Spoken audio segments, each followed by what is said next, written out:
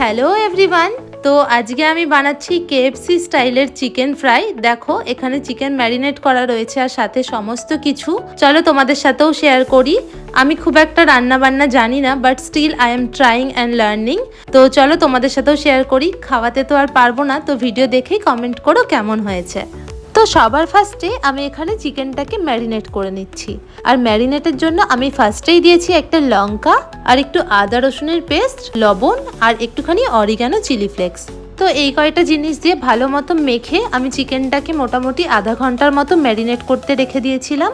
আর তারপরে আমি এখানে অন্য একটি পাত্রে নিয়ে নিয়েছি দুটো ডিম। তো এবার আমি একটা চিকেনের পিস নিয়ে ফার্স্টে ডিমের মধ্যে ডিপ করেছি। দেন এখানে আমি একটি পাত্রে কর্নফ্লাওয়ার আর অল্প একটু ময়দা আর লবণের একটা মিশ্রণ তৈরি করেছি, আর সেটাতেও ভালো মতো ডিপ করে নিচ্ছি।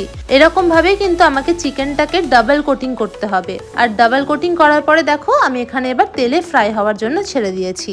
তো এবার কিন্তু আমাকে পুরোটাই লো ফ্লেমে ফ্রাই করতে হবে যতক্ষণ পর্যন্ত না চিকেনটা গোল্ডেন ব্রাউন হয়ে আসছে।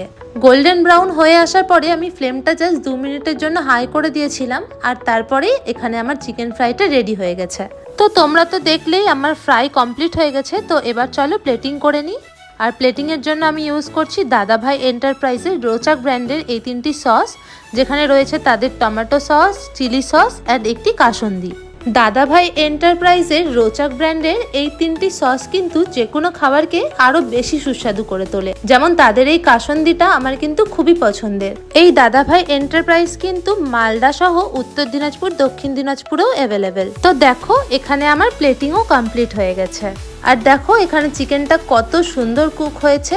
ওপরের লেয়ারটা যেমন ক্রিস্পি, ভেতরটা ঠিক সেরকমই সফট হয়েছিল। তো আমার এই আজকের রেসিপিটা কেমন লাগলো অবশ্যই কমেন্টে জানিও। টাটা।